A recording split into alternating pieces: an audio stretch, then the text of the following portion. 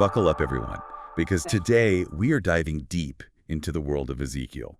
A prophet whose visions and messages are honestly still so powerful even centuries later. Yeah, they really are.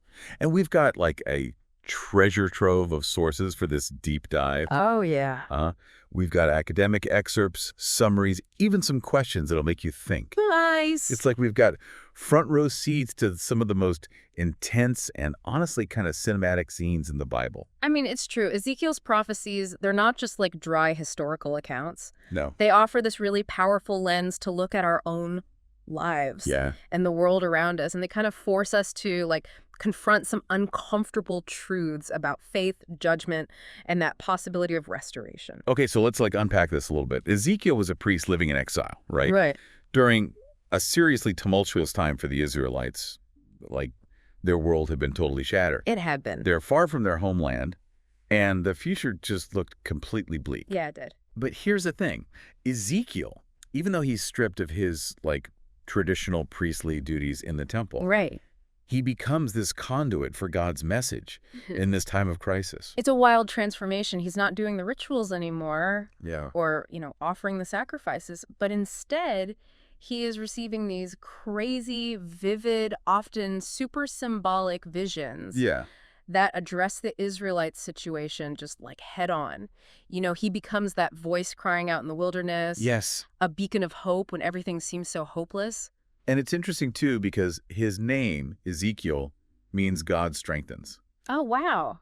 I didn't know that. Yeah, and you can like almost feel that strength woven through his prophecies.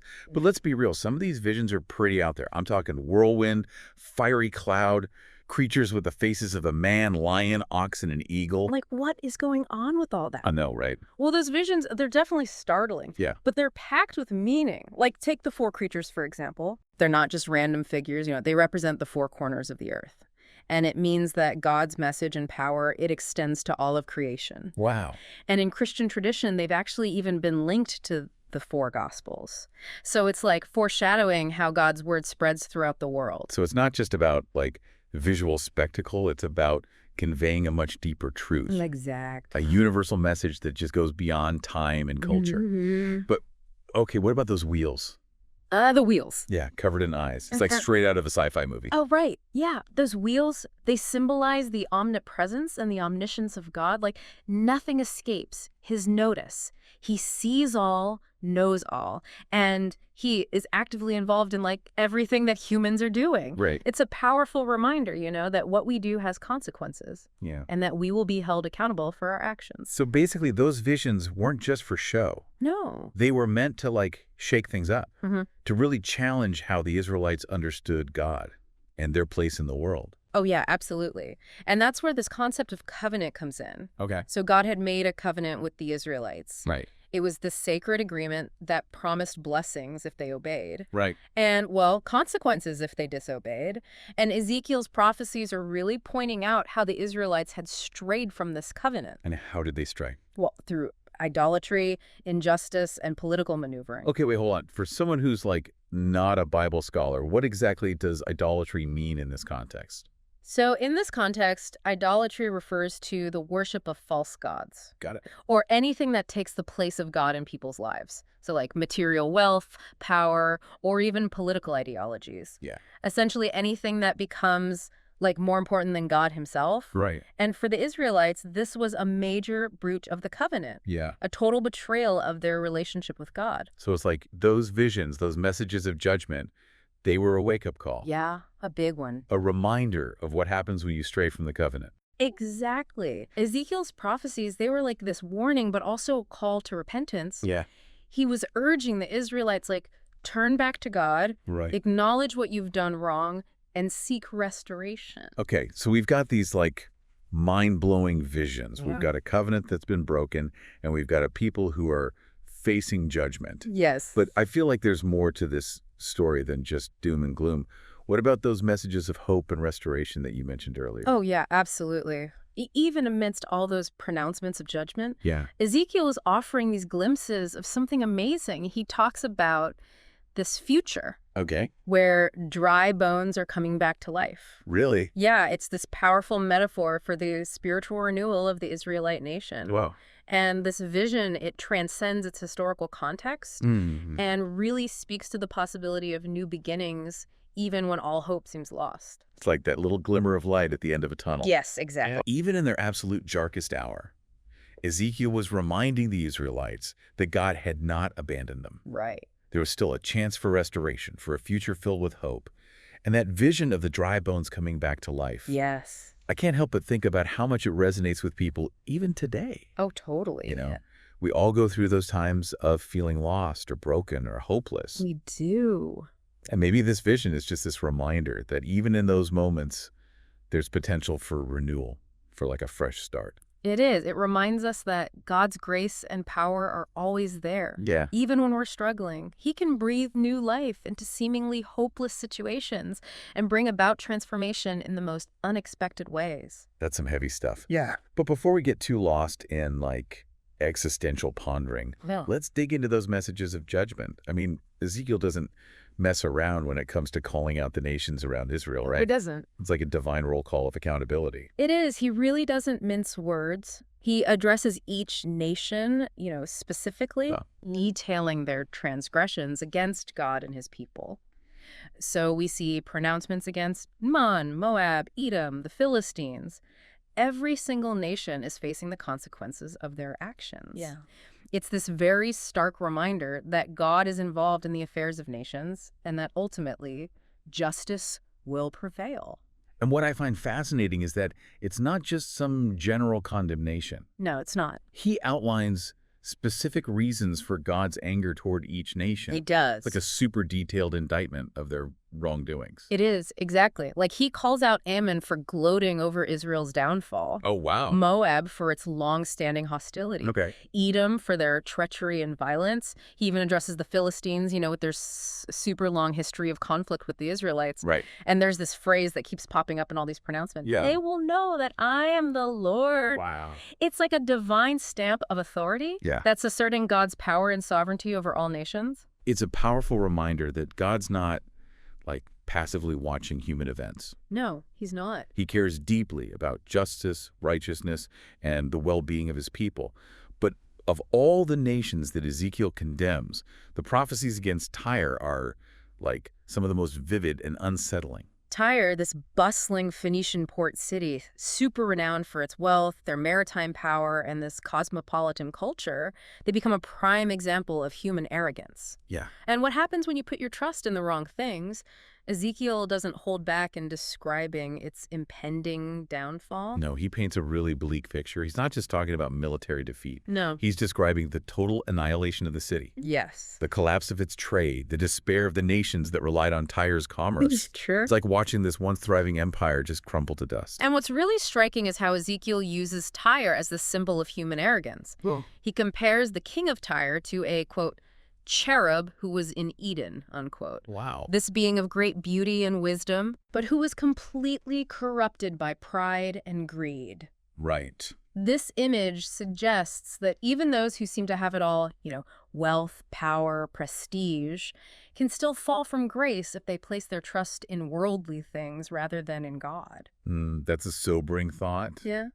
But amidst these pronouncements of, destruction, Ezekiel offers glimpses of something else, something unexpected, Ooh. a vision of a life-giving river flowing from the temple. It's like this beacon of hope amidst all the darkness. It's an incredible vision, and it starts as just a trickle. Really? Yeah, a small stream coming out of the eastern side of the temple, but as it flows, it just grows wildly and becomes this mighty river that you can only cross by swimming.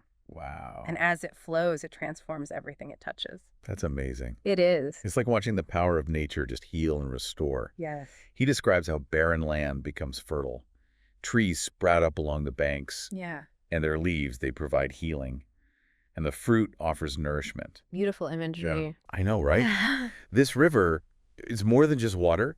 It symbolizes God's grace. Yeah. His life-giving presence flowing out into the world. It is. And the river doesn't stop there. No. It keeps going. It reaches the Jordan River, cleanses its polluted waters, and finally empties into the Dead Sea. Wow. And the Dead Sea, this place notorious for its lifelessness, is transformed. It becomes this teeming ecosystem. It's a symbol of resurrection and new beginnings. It's like Ezekiel's showing us that God's grace can reach even the most desolate places, Yes. the most hopeless situations. Even the Dead Sea, where nothing could survive, is brought back to life. Yes, it is. Such a powerful image of hope. It is. A reminder that God's power to heal and restore extends to every corner of creation. And you know this vision, it's resonated throughout history. Yeah. People have interpreted it as prophecy of the spread of the gospel. Oh, wow. The transformative power of God's love just flowing out to all nations. Right. Bringing healing and restoration. It's a vision that speaks to those deepest longings of the human heart. It does. The desire for wholeness, for renewal, for a world where even the most broken places can be made whole.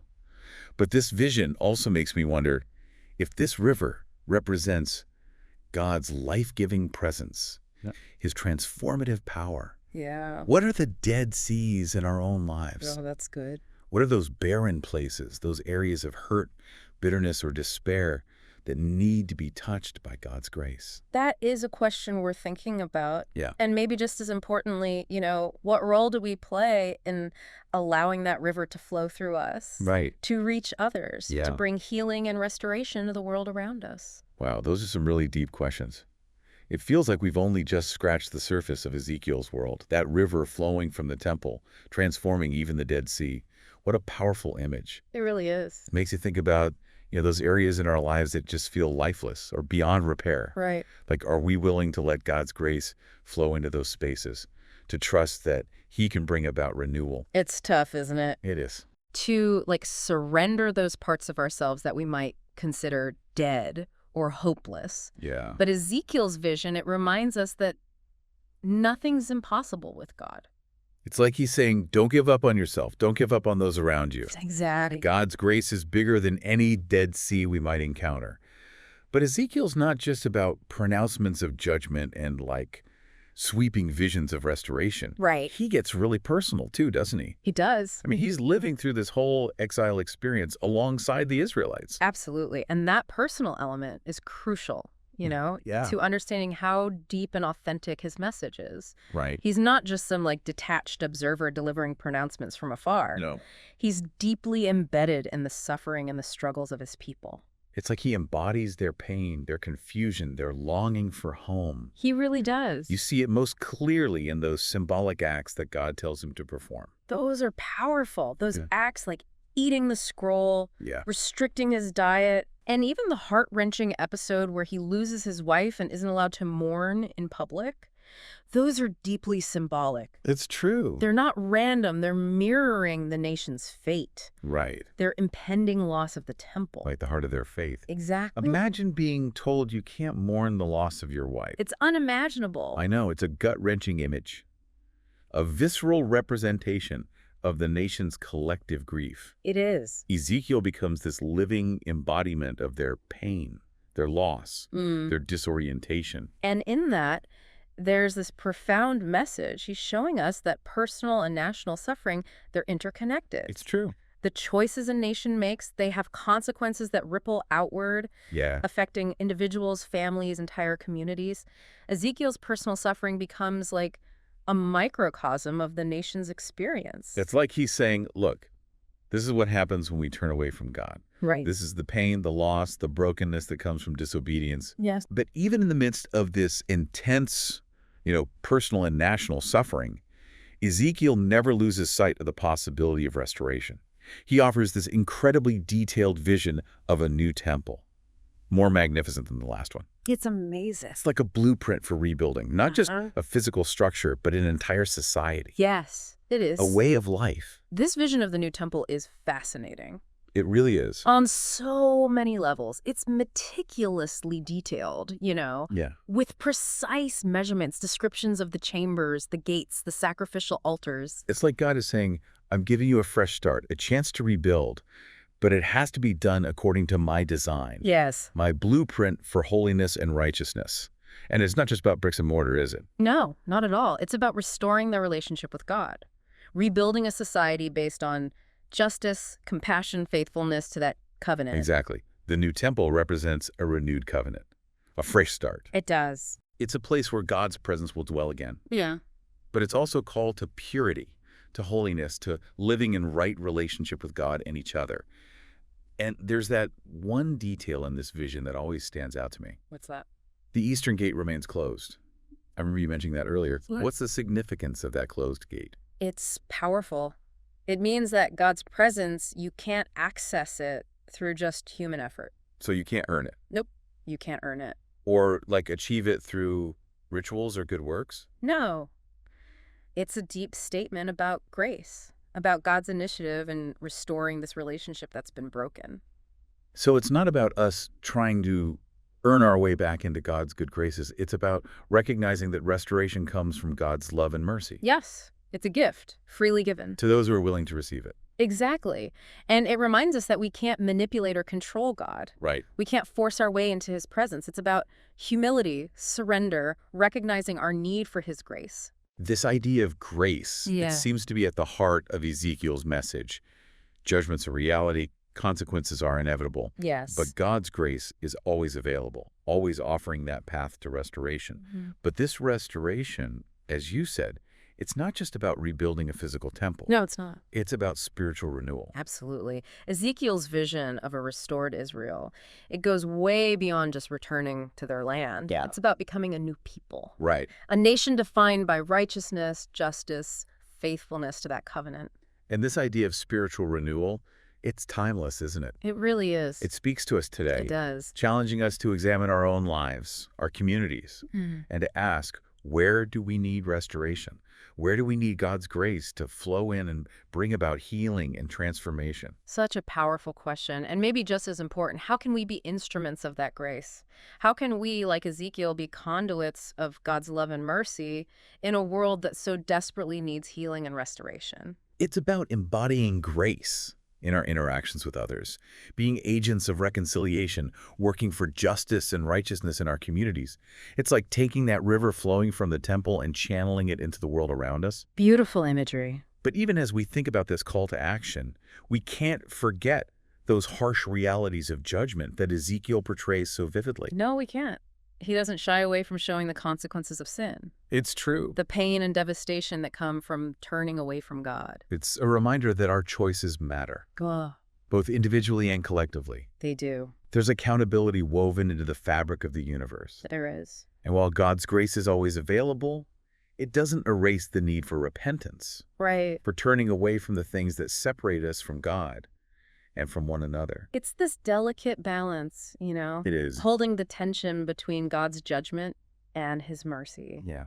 recognizing the need for both accountability and grace. It's like walking a tightrope between those two poles, trying to find that sweet spot where justice and mercy meet.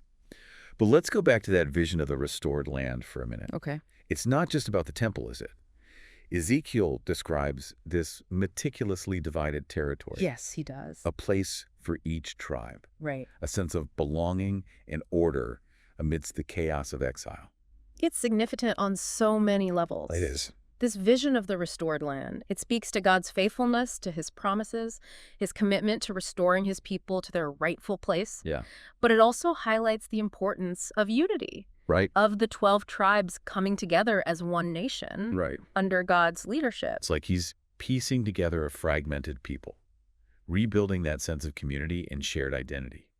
Even the names of the city gates, each one bearing the name of an Israelite tribe, point to this idea of inclusivity and unity. And what's amazing is this restored community, it's not limited to, ethnic Israelites. Ezekiel even mentions that foreigners will be given a place in this land, a share in the blessings of God's restoration. It's like he's widening that circle of inclusion, expanding the boundaries of God's kingdom to include people from every nation and background. It is. It was a radical vision for its time, a glimpse of a future where those ethnic and cultural barriers are broken down, Wow. and everyone is welcomed into God's embrace. This is such a powerful reminder for us today in a world that's often divided by prejudice and fear of the other. Absolutely.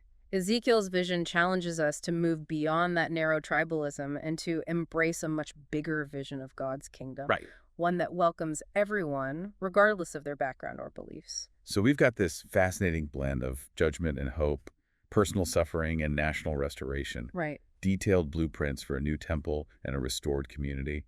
It's like Ezekiel's weaving all these seemingly different threads into this tapestry of God's redemptive plan. It's a tapestry that keeps unfolding throughout history, It does. revealing God's unwavering faithfulness to his people and his relentless pursuit of justice and righteousness. And as we head into the final chapter of Ezekiel's book, Yes. we're left with this sense of anticipation, like wondering how all of these threads will come together in the grand finale of God's restorative work. Right. What awaits us in that final vision? That's where the real climax is. It is. The final vision is like the peak of everything we've explored so far. Wow. That's where judgment, hope, and restoration all come together. It's like a symphony of divine power and grace. I can't wait to hear about it. Well, we'll have to dive into that in the final part of our deep dive. Okay, so we've journeyed through these pronouncements of judgment and these intricate visions of this new temple. We've even seen the Dead Sea bursting with life. But we're finally here at the grand finale of Ezekiel's journey.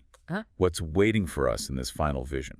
So picture this. Ezekiel is transported in a vision to this super high mountain, and he sees this city laid out before him. Okay. It's Jerusalem, but not the Jerusalem he knew before. This is a new Jerusalem, transformed, radiant, a symbol of God's ultimate plan for restoration. It's like witnessing this blueprint for a perfect society, a city where God's presence isn't just confined to one temple, Right. but just permeates everything. It makes you wonder what it would even be like to live in a place like that. Well, Ezekiel describes it as this city of astonishing beauty and order. Wow. He goes into detail about its dimensions, its gates, its walls, even how the land around it is laid out. It's like God's showing this blueprint for a society where everything's aligned with his will, his design for us to really thrive. And it's not just about physical structures, right? Huh. This new Jerusalem is about a total restoration, a healing of all that brokenness that had been plaguing Israel for generations. It's about wholeness, people living in harmony with God, with each other, and with creation. That's exactly it. This vision, it speaks to the deepest longing of the human heart, Yeah. That yearning for a world where justice wins, where peace reigns, and where God's presence just brings healing and wholeness to every single part of life.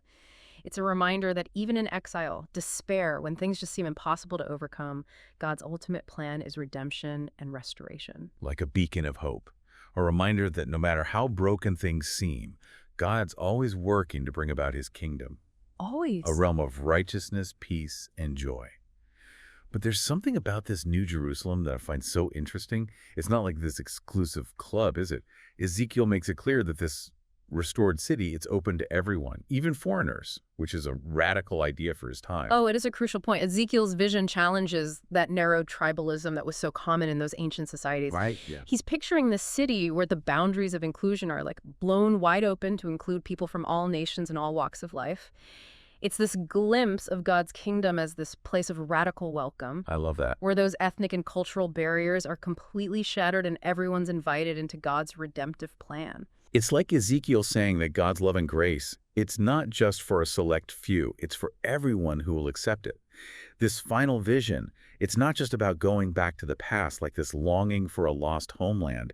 It's about something completely new, this transformation that goes beyond borders and wraps its arms around all of creation. Absolutely. This new Jerusalem, it represents a whole new creation. Wow. A reality where God's presence isn't limited to just one place, but is woven through every single thing that exists. Wow. It's this vision of a world made whole, where the damage of sin and brokenness is undone, and God's original purpose for creation, it's finally fulfilled. It's just breathtaking. And it really challenges us to rethink how we understand God's redemptive work and what it means for us. It does. It asks us, how can we be a part of this restoration? How can we be agents of healing and reconciliation in a world that so desperately needs to experience God's power to transform? So as we wrap up our deep dive into Ezekiel's world, we don't just feel this sense of closure. We actually feel this renewed purpose, a call to action. We've explored judgment, we've seen hope in action, and we've caught a glimpse of just how glorious restoration can be. But it doesn't end here. It continues with us in our communities, in the world all around us. We're invited to be part of God's work of redemption. Yes. To be instruments of his grace, to live out his love and mercy in a world that desperately needs it. And maybe just as important, we're called to cultivate within ourselves that same longing for wholeness, for renewal, for that world where God's presence is everywhere. Mhm. It's a journey that starts with us admitting that we need restoration in Yeah. our own lives, in our relationships, in the systems and structures that shape everything around us. Yeah. It's about letting God's grace into those broken places to change us from the inside out. And it's about teaming up with others who share this vision, working together to bring about God's kingdom here on earth just like it is in heaven. Wow, what a journey this has been. Thank you for diving deep with us into Ezekiel's world. We hope you've learned something new, that your sense of hope is stronger, and that maybe you've even caught a glimpse of your own place in God's incredible story of redemption. Until next time, keep exploring, keep those questions coming, and keep seeking truth.